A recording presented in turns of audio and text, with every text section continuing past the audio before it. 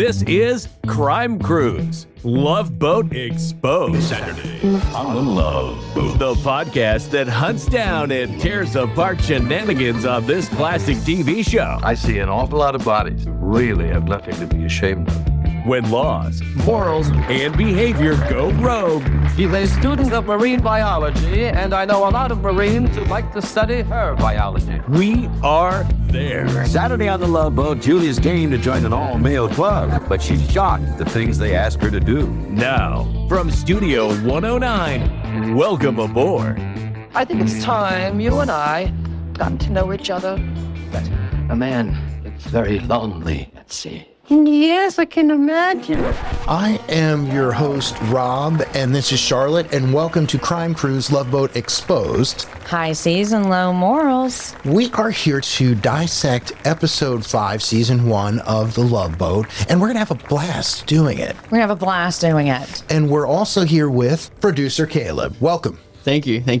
Enjoying my corner. So we got news from producer Caleb that this episode might not have the type of sexual harassment, illegality, moral Fun dilemmas. stuff that we're used to. I know, and that's what we're here to dissect from every episode. And if we come up light, well, we just need to move through these things pretty quickly. Yeah, we're not going to sit here and bore you guys. This is the only type of context where we can say like sexual harassment and racism is fun stuff. Right. Yikes. Totally. That's because this show is full of it, and it is kind of funny. Because you know what? Funny is funny. Funny is funny. And to make it more funny, we may throw episode 6 into the mix here. And that is if we can move quickly through this rather pedestrian episode. It's fun to watch it, but yeah, there wasn't many clips of questionable No hijinks moments and or questionable, yeah. No shenanigans. Well, We love damn it. shenanigans. I love a good I shenanigan. love shenanigans. Not even a mild shenanigan. I'll maybe one or two, Trickle? but no, that's All right. it's a low sea day on the cruise. Well, on that note, let's just jump in, see where this goes. We're going to roll scene 1, and here we go. I know. That's why I thought that... And you're not a dead mother. You didn't take 29 brownies to Disneyland last Sunday. Do you know how scary it is to go to Disneyland with 29 little girls and come home with 30? Anyone can make a mistake. Not much happening there, but it's a setup for something that will happen. Like I said, bit of a reach for the clips today, but Well, I mean, they do make light of kidnapping. that's They that's do. Missing children as Yeah. well. missing child. I mean, it's a cheap joke. It is, and but- let me tell you, I watch a lot of true crime, and there were a lot of missing kids in the 70s. Wow. And they're just They just- yucking it up. Disappeared Yeah, at Disneyland with some brownies. Right, yeah, It's- disappeared. We just solved all the crimes in the 70s with missing children. Yes. There we go. I've disappeared with some brownies before myself. I'm not going to comment. And we'll just roll this clip, see where this damn thing goes. 3, 2, 1. Have a good time. Same husband. Excuse me, Julie. I just want to remind you, I'm the one that called about the surprise birthday party for my wife. Oh, yeah, I know. Why don't you call me later and we'll make plans? I thought you didn't know her. I know her. Suspicious And how wife. come you were whispering to a perfect stranger? I told her of your concern for the safety of the ship and asked her to tell the ship's captain to please drive carefully. Oh, I've never seen the captain drive that boat. He Not fooled once. her. He fooled his He wife. totally fooled his and wife. she Gaslit believed him. her. Yeah, but Julie also was like being all like sex pot over there, like, call me later, we'll make plans. Yeah, she's like that. Yeah. On purpose. Of course, I she's don't the think cruise it's a director. mistake. She got to hustle somehow. She's got, we all need a side hustle. What are you saying Julie's side hustle is? I don't look, she's on a boat with a lot of cabins. But we don't judge. We don't judge here on the judge. show. No judgment. we just look at things through the lens of today's morality. Right. Yeah. And judge free. Judge free. Yes. Okay. On that note, we are going to go into the next clip, which I think is a whole nother storyline. Let's just see what happens. I mean, I can't believe I'm standing here talking to Roxy. Roxy Blue. This is Isaac. I the own bartender. every record you ever made. is that so? Speaking to a beautiful I woman. played Satin Down so many times it is worn out. Worn out, baby. I wore it out. Listen to that Now music in the you're background. I'm actually talking to you. And you're even Swaggy. more beautiful in person. And you know, I kind of got my nerve up to say something, and I think I better say before I lose it. She's eating this up. Listen, well, you're on this ship, and so am I, and well, I was wondering if I could see you. That's all. Well, you're looking at me right now, sweetheart. Oh, no, that's not what I mean. See, I kind of want to, what I'd like to do it. Forget it. I mean, I'm just a bartender, and you're a star. Oh, the pity. No. What time do you get off work? In about an hour. There's a smile. Why don't we have one drink? Thoughts? Well, again, we have a hooking up at work scenario. Right. Generally frowned upon. Generally frowned upon. I would say so. Yeah. Right. Sleeping with coworkers or just guests or customers or clients. isn't. I don't know. Yeah, not the most preferred thing to do. No. Unless you're specifically being paid by a company to do that exact same thing. A good point. Yeah. Yeah. In fact, on the Love Boat, it's not only encouraged, sometimes it's a sport. Yeah. I think it's safe to say that. Oh, well, again, the doc is not featured in this episode. Therefore, this is the reason why I think there is very little morality issues. Right. Because the doc is a prime suspect in my book. Well, producer Caleb was telling me earlier the reason the doc isn't on this episode of the show is because on this episode, he had to leave the boat because he had syphilis. And it's something that's, he had to go to the clinic. Yeah. And apparently, no, of course, that's fictional, as is the doc. As is the show. But we are not. That's correct. Okay, rolling right along. You see Julie? We see the husband. And the wife. Hide behind bushes. Yeah. Well, then why don't you come down with me now? Really? I can't. If I stay away too long, Denise will get suspicious. Then there's only one thing we can do. I just have to get rid of her. It's not a bad idea. I'll see you later. The wife is misinterpreting all of this.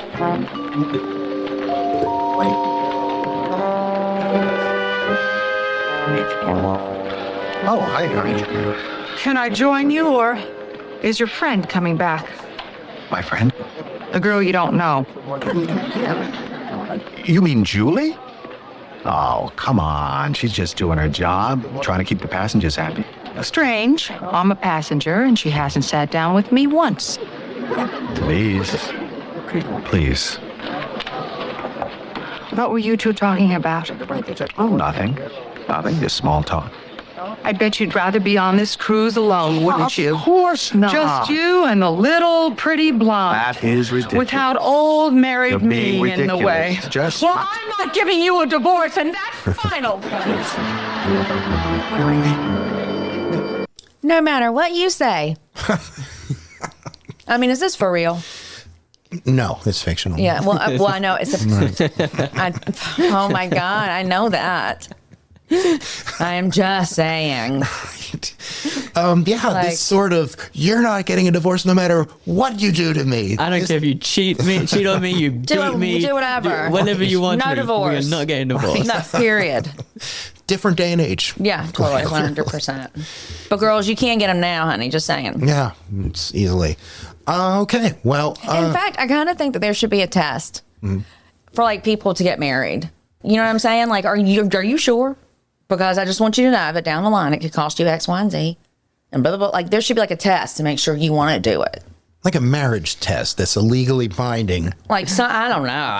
I've never done it because I'm not willing to do all those things. But I'm just saying. Get your A2 pencils out, Yeah, guys. fucking SAT tests and just do it like all these personality tests around town and just say, well, here's your people over here. Here's your tribe that way. Maybe they have an app for something like They that. fucking do, I'm sure. And if not, I just gave somebody a brilliant idea. You need to pay us if you create that app. Yeah. It's a hit. Just so you I'm guys going to know. copyright something now. Okay, well, let's see what the next clip is as we move along on the Love Boat, episode 5. It's the famous singer going to Isaac's room.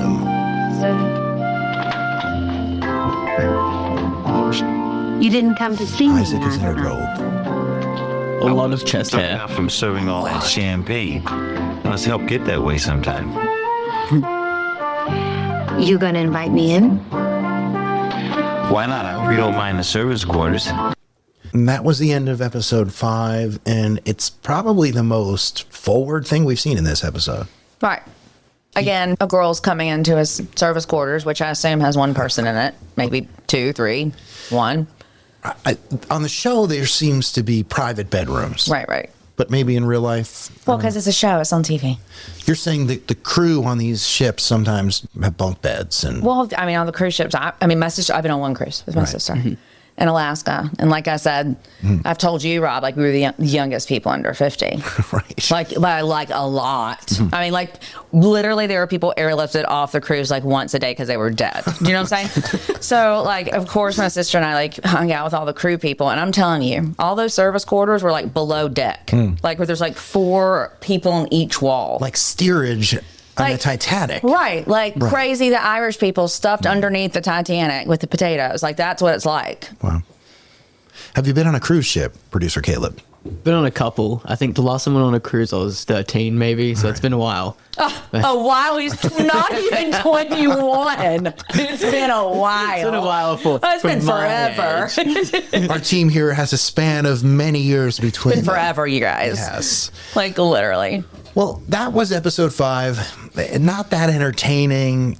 And maybe there's a direct correlation between when things are happening that are really bad, the show is really good. And when they're kind of mildly bad, the show isn't that great. I think at this point in episode 5, I think I can make that summation. Well, don't you feel like some of the show was sort of like, I think a lot of people probably watch the show to see those acts that we're talking about because... I mean, even back in that time, it would make people like laugh and chuckle and kind of know that it was wrong, but like no one's going to say anything. It's like, you know, somebody getting away with something. Like, so I think people watched it for that reason. Absolutely true. Yeah. So I wouldn't rate this one very high. And because we won't rate it very high. I do want to mention that when we watched this last clip, I did notice that the non-diegetic music for Isaac is... It sounded a little bit like Shaft, didn't it? It's a little like the soundtrack was very, very soul funk, whereas in the rest of the episode, when Isaac or when a white character is on screen, the soundtrack isn't the same. It's very different, very not diverse, but like separated kind of thing, which is raises the racism question mark. Well, that's interesting because I have not noticed that. And I'm going to start noticing that now. The background music. You're right. When mild things are happening with white folk, it's a little more like Brady Bunch background music. There's a little saxophone solo kind of thing. But Isaac's on the screen. We got that hard bass. Boom, boom, boom, boom, boom. Like, which everyone would know. It's much more interesting when the music plays when Isaac is on Of course it is. It makes you want to groove. Makes you want to groove. Okay. Well, I can't believe I just said that. I don't even know what I was thinking. This is what happens when I watch all these 70s shows. I'm saying things like groovy. Well, let's just condense 2 episodes into 1 episode. Episode 5 and 6, season 1 of The Love Boat, into this episode of ours, just to keep things moving along at a good clip. We're going crazy today. We are going crazy. This is We're going to jump in. We'll be right back with more Love Boat Exposed. Go to loveboatexposed.com to send us a message, leave a voicemail, or learn more about the show and our team. Who knows? You might just be invited to the captain's table. It's a pleasure to welcome you aboard. I'm speaking for my entire crew. Do we have anything we should look out for, Producer Caleb, in episode 6, season 1 of The Love Boat? Is the doctor back? From memory, I believe he is back. Wonderful. There's some doctor shenanigans. You know how I feel about the doctor. Love a good shenanigan. Yeah. And then there's some quite sexist things from memory. Imagine that on The Love Boat. On The Love Boat, right. Well, here we go. We're starting episode 6, season 1, The Love Boat. Boom, boom. I understand that there's a lot of action on this ship. Nothing but all day, all night. It just doesn't quit. Well, right. No, I mean it. We got bingo, shuffleboard, ping pong, you name it, we got it. Great plan. Coming on a cruise. Oh, if you were talking about female companionship, don't worry. We got lots of opportunities. Well, that's good, because Danny here is about as available as you can get. You make it sound like I'm only after one thing. Aren't you? No. Well, their third friend, the last person we heard talking, was from Welcome Back Kotter. Oh. With the big afro on Welcome Back Kotter, a popular show that was on probably at the same time. His name was Juan Epstein, if I recall correctly. How interesting they mixed Juan with such a Jewish last name. Yes, and he would in fact say, "My name is Juan Epstein. I'm a Puerto Rican Jew." That's what he would say. Well, I love that he had to that's like Lenny Kravitz. Like you just kind of just throw it out there, right? I mean, shit. Let's just do kind it. of. And of course, Welcome Back Kotter, the first place that we really probably saw John Travolta. Yeah, Welcome Back Kotter. His name is Robert Hayes. Okay. Robert Hayes. I think I'm saying that right. Okay. Do you know if he's still alive? There's a G in his last name, so died 2012. Shit. All right. Well, let's see if he's entertaining. But I would like to say in this clip, yes, I feel like the kind of action they were talking about didn't involve bingo or shuffleboard. No. And then I just love how Julie jumps and goes, "Oh, no, boys. If you want the goods, we got the goods too." Right. Well, for people who can't see it, there was about 4 college boys just being like, "Hey, we're looking to get some." Yeah. And because our buddy over here, Robert, he's singler than single. He needs the action. We need to get wild. And they seem to represent that group with diversity. There's a blonde guy, blonde kid. There's a dark-haired kid. They kind of look like Starsky and Hutch. Yeah. Another show from the 70s. And then there was Juan Epstein, which is the name of that character from Welcome Back Kotter. So we have a little bit of a dynamic. I'm not sure if there's a black dude in there, but there's a mild diversity, which I guess is something for those days. Something. Yeah. We're not yet to the Jeffersons, babe.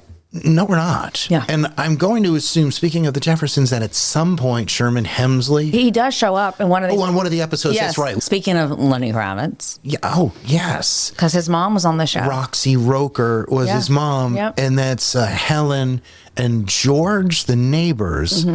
George, white dude, Helen, black chick, the neighbors of Wheezy and George Jefferson. Yeah. Right. Roxy Roker, the mother... The neighbor on the Jeffersons' mother, Lenny Kravitz. Wow. So let's just move right along to the next scene in episode 6. Not right for you. What is this right for me? He's a person I know. I'm talking to him. Do you know what a school teacher makes? On his pay, he is probably a stowaway. So mother and daughter at the pool. Far be it from me to tell you what to do. But... This is a place for you to find a nice boy. Promise me that you won't spend all your time with Mr. Wrong. I promise. And that you will go and mix and mingle. I'll mix, I'll mingle. Maybe show a little more cleavage. Mom pulls the daughter's blouse down to reveal non-existent cleavage. Basically, like, we're just going to sell you to the highest bidder. Yes. Now, show off your goods, babe. That, if I got it right, that was Patty Duke, I think, was it? You don't even know who that I don't is, know. do you? I don't know anyone. Caleb, No, he's 12 years old. He has no idea. I think it was, and producer Caleb is doing producer work right now and looking up season 1, episode 6 of The Love Boat. I believe it was Patty Duke, and it was an older actress that was very popular playing her mom, too. So, as we look up that information, we are going... Well, wait a minute. May I please throw in a little clip here? Speaking of Patty Duke, are you aware that her grandson is Sean Astin? Who, my favorite movie in the world is The Goonies. And, you know, he was the young buck in The Goonies, but that is her grandson. You're right. It is Patty Duke. Yes, and Sean Then I'm right, because I just told you what happened Charlotte, after. You're very right. And I'll tell you what, Sean Astin has a place in many demographics. Sean Astin was in Lord of the Rings. Sean Astin was in that show. Toy Soldiers was a movie I loved him in from the 80s, besides the Goonies. A sci-fi show called Fringe that I was a big fan of. He was also in Stranger Things. Stranger Things, season 2, I believe. Yeah, he played the boyfriend of Winona Ryder, bringing two 80 kids back together. Dude, she's had a freaking comeback. Way to go, Winona, honey. I am proud of you. We had the same birthday. Wow. It's just a small world here. Just a small world today, let me tell you. Yes. Okay, we're just moving going all on. the way around. We're going to go all the way around to the next scene. That was smooth. You're a freshman in college, one of the finest pledges in our fraternity. You just got this one little problem. You're still They're talking to... what's the word I'm looking for? Virgin. We're talking to the Spanish dude with the afro. So what are you sitting around doing nothing for? There is a boat loaded with women. You're the one who said, by the time I get to Acapulco. Yes, sir. Come on, lay off of them. You two leave. You know, there are worse things in the world than being in your state. Yeah, you can have a couple broken legs. My brother has the same problem. Your brother? The attorney? No, my brother, the Little League pitcher. But as soon as he hits puberty, watch out. Okay, I'm going to comment first. Sure. Go for it. Because if anyone is watching this, you know for damn sure that dude laying on the bed has been laid. And all those white dudes have not, because they are so white and so preppy and have on a suit and tie. And that bra is laying down in a bed with his freaking bathrobe open like you don't even know. Yeah, and he's very... You know what I'm saying? And he's hot. He's a trendy looking dude. He's got hair that's like 3 feet tall, very in those days. I mean, the dude's scoring. He is on the side, blasting all of his friends out of the universe, and not even... He's probably slept with all their wives and girlfriends 3 or 4 times. Well, I'm sad he's dead, because I would have called him up. It's always sad. It's hit and miss with the stars of the Love Boat. These guest stars, so many times they're dead. I'm wondering if there's a twist in this episode. I haven't seen it. I'm not asking producer Caleb. I wonder if perhaps he's... My lips are sealed. Uh-oh. It's almost like what you said, Charlotte, is that he would be getting laid all the time. All the time, yes. I'm wondering if he's just sly about it. I think he just keeps his business clean. Yeah, I bet he does keep his business clean. All right, don't laugh at that. I'm laughing. I'm laughing. All right. Onward. Doctor, your hand. Yeah, I got one on the other arm, too. There's no wedding ring. Right. Mrs. Warner, is this a proposal? How about your insomnia? What insomnia? Soon I'll be sleeping like a baby. What about that? I'm a faith healer. How would you like to meet a young, gorgeous, sexy person? I've already met one today. It's my granddaughter, Shirley. She's got a brand new car. She's got a stereo tape deck. Mrs. Warner, I've been accused of many things, but being a fortune hunter isn't one of them. What kind of car? If my grandmother had ever, one, said the word sexy, which I never heard her say, and second, referred to me as sexy, I would literally cringe. It's like in 16 Candles when like the mom grabs, Molly Ringwald's boobs, and it's like, or the grandma grabs her boobs, and she's like, oh, they're growing. It's like, what? Like, grandmas don't do that. Right? Yeah, no, they don't. No, they don't. I will say my grandma did ask me if I was gay because I never talk about girls around her. Right. And I just went, Grandma, firstly, I'm not, but also you're my grandma. I don't really feel comfortable talking about girls around you in my love life. Like, that's weird. Like, it's totally weird. It's not a thing you talk with your grandparents about. It's just give me, like, food and cookies and money. That's... When my grandmother asked me that, I said to her, she said, are you gay? And I said, Grandma, I am so hyper masculine, it would knock your socks off. Is that what did you say it like that to yourself? I think exactly like that. No. Okay. No. Okay. I've never been asked that question. Yeah. Hey, by the way, I've met your grandma. Yes, you have. Well, my great aunt. Oh, gosh, I'm sorry. No, it's okay, because she's my grandma's sister. Damn it. It's as close as you would get. I'm going to be cutting this part out. I need to be all-knowing. Well, in this clip, we see my favorite character, the Doctor. Yes, he's back. He's back. One line that really just like made me just like hyper focus was he said, "I've been accused of many things." When talking about love. Yes. That was hilarious. Caleb, I totally missed that, but you're so right. He totally did say, I've been accused of many things. Like, stalking, extortion, sexual assault. He was kind of giving kind of rapey vibes a couple episodes ago, too. Yeah. So, like, I don't think that's off the table either. No, I don't either. He probably puts people to sleep. He's a man. Oh, I just hate this character. Chloroform Doc. And I have a feeling we've not even seen the tip the of beginning of we have not even where the Doc him. is going to go. All right, well, to the next clip. Can I buy you a condominium? I'm talking Doc. I'm sorry, I've made my plan. What are you doing? What are you Grandma's doing? climbing over the railing of the throwing myself ship. overboard. What is the point of living when my granddaughter gives up a doctor for a nobody? Where are you when I need you?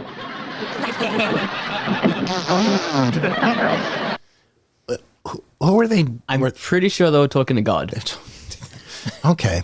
All right. I'm Strange insertion into this episode. Yeah. Well, just the grandma being like a sugar grandma. Well, the grandma's literally about to commit suicide because her granddaughter is not going to marry a doctor. My grandmother also told me I was going to marry a doctor, and she died at 102, and it never happened. Does anyone want to marry this doctor? No, no one wants to marry that doctor. God, Literally any other doctor. Any other doctor, please. I'm begging you. Any of them. Yeah, not Dr. Rape. I will put in just a little bit of information that she met a elementary school teacher, I think, and that's the one that they keep referring to against this doctor. All right. But anyone but this doctor, please. Yeah. All right, see where this goes. There's no end to a doctor's self-sacrifice. Give her a chance, Doc. I mean, how bad can she be? Is that her? Oh, the moment of truth. There you are, Doctor. There you are, Mrs. Warner. Come and meet my beautiful Shirley with the warm disposition who can cook and sew like a bandit. Oh, Mrs. Warner, I forgot. I've got to perform an emergency appendectomy. No, on myself. Someone's got the nerves. You're just nervous. Oh, yes. Shirley will make you relax. But I'm not dressed. My dear fellow, may I present my granddaughter, Shirley Warner. How do you do, Doctor? Well, hello, Shirley. I'd like you to meet my friend Dave. Shaking hands too much. See you. How are you? That's still shaking hands. Oh, yes. Well, now I'll leave you two alone. Is that That's the school teacher. Shirley, where have you been all my life? Well, I'm not sure really what we just saw there. So did the doc get turned on by her, and then she? What did I miss?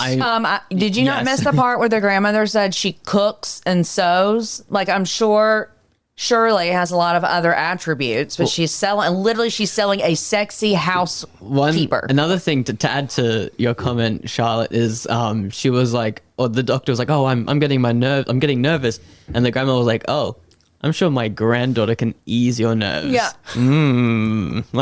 She's like a pimp. I'm not even sure it's her grandma. I question everything now.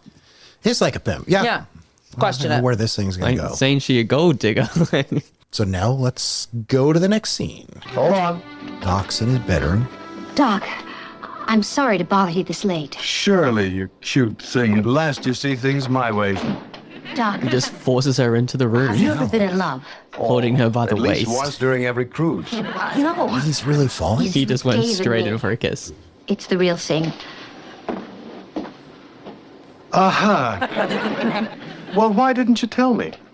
I tried, but this whole thing mushroomed, and now my grandmother is set on the idea of you and me. That was basically it. Him just forcing her into his room, his private quarters, trying to kiss her without just going for it. Just went for it, and then she was like, "Actually, I'm in love with this school teacher." Right. Sucks to be you.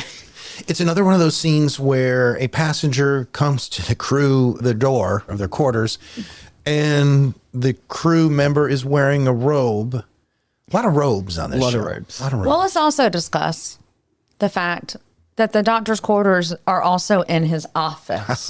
That's Listen, I remember the Charo episode. I mean, I'm just saying. Yes. There's a bed in the doctor's office. Right.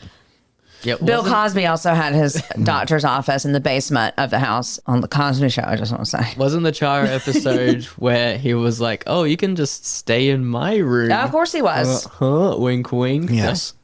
He's got a good thing going for himself, if you view it that way. I mean, he does. And that is his office, his business is also combined with his bedroom.